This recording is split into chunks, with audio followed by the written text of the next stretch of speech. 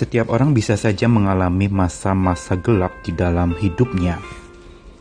Kesulitan hidup, sakit yang parah, kebangkrutan ekonomi, jatuh miskin, atau kegagalan-kegagalan lainnya. Itu semua bisa membuat hidup terasa gelap. Dan bukan itu saja, bisa juga kita jadi mata gelap, kalap, dan mendadak gagap dalam menjalani hidup. Dan gelap itu akan makin terasa gelap karena hati yang dikecewakan oleh orang lain yang berbuat jahat saat kita sedang berbeban berat.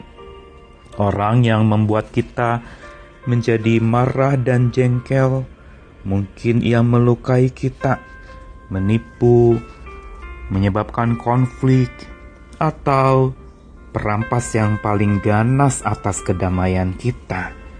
Dia merampas ketentraman itu. Masa-masa gelap adalah masa ujian sekaligus masa untuk menguji diri di hadapan Tuhan. Masa di mana kita perlu menyelidiki diri dengan sungguh-sungguh dan makin mendalam. Masa itu adalah masa di mana iman kita seperti sedang disaring agar didapati hasil saringan yang baik dan halus. Kita seperti sedang ditampi agar terbuang hal-hal yang tidak baik itu dan tersisa hal-hal yang terbaik dari hidup kita. Namun satu hal, yaitu saat gelap adalah juga saat di mana kita paling membutuhkan terang yang kuat dan besar menerangi hidup kita. Bukan saja agar kita memperoleh terang, tapi juga agar kita dimampukan menerangi orang lain yang sedang terpuruk seperti kita. Saya Nikolas Kurniawan menemani dalam sabdanya menyapa kita lagi hari ini dari Mazmur 37 ayat 3-7 dan 37-38. Percayalah kepada Tuhan dan lakukanlah yang baik. Diamlah di negeri dan berlakulah setia. Dan bergembiralah karena Tuhan, maka Ia akan memberikan kepadamu apa yang diinginkan hatimu. Serahkanlah hidupmu kepada Tuhan dan percayalah kepadanya, dan Ia akan bertindak. Ia akan memunculkan kebenaranmu seperti terang dan hakmu seperti siang. Berdiam dirilah di hadapan Tuhan dan nantikanlah Dia.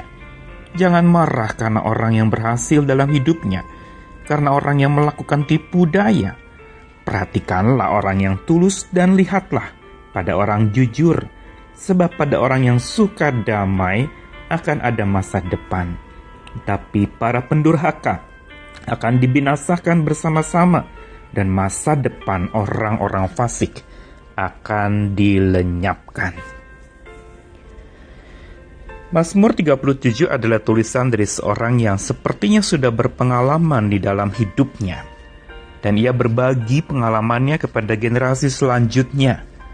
Dia menceritakan bagaimana dia pun pernah mengalami terlukai oleh orang-orang fasik. Dan dia memberikan kepada mereka yang juga mengalami hal yang sama nasihat yang penting, yaitu supaya jangan mau dilemahkan oleh orang-orang fasik di sekelilingmu. Lebih baik memandang kepada Sang Kebenaran yang sanggup menerangi hidup yang sedang gelap. Jangan pandang pada sekeliling yang membuat pusing, atau kepada orang-orang yang merampas ketentraman hidupmu dengan segala ancaman, dengan segala macam hujaman-hujaman yang melukai. Tapi pandanglah kepada sang terang hidup itu. Bukankah di dalam ayat-ayat tadi yang saya bacakan itu bicara tentang nasihat untuk supaya kita memandang kepada sang terang hidup kita, yaitu Tuhan. Percayalah kepadanya, lakukanlah yang baik, diam dan setia, sambil bergembira karena Tuhan, lalu serahkan hidup, berdiam diri di hadapan Tuhan dan nantikanlah Tuhan. Si pemazmur ingin mengatakan bahwa inilah yang harus kita lakukan, yaitu pandang kepada sang terang hidup itu. Dialah yang mampu menerangi hidupmu yang sedang gelap.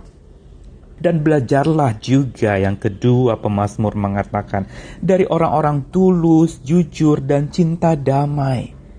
Karena merekalah yang punya masa depan. Inilah terang yang dibutuhkan saat kegelapan hidup melanda.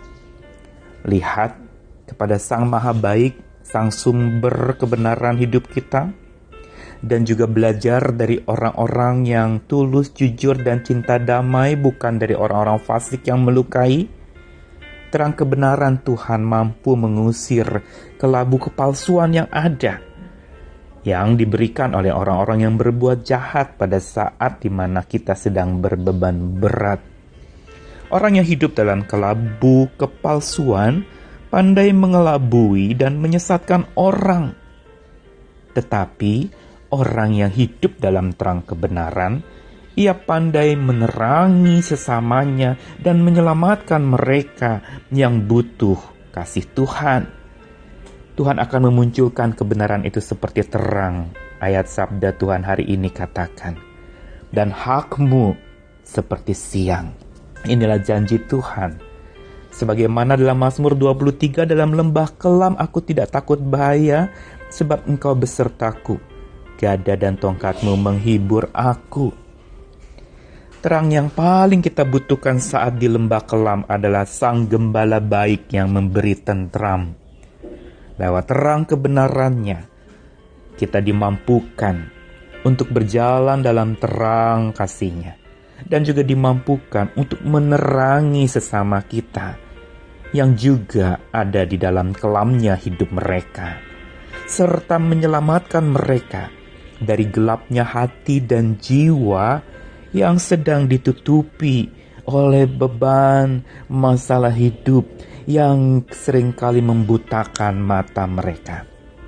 Mari jadilah pribadi-pribadi yang memberi diri untuk diterangi oleh kebenaran Tuhan, sambil kita bertugas menerangi sesama kita dengan kebenaran itu.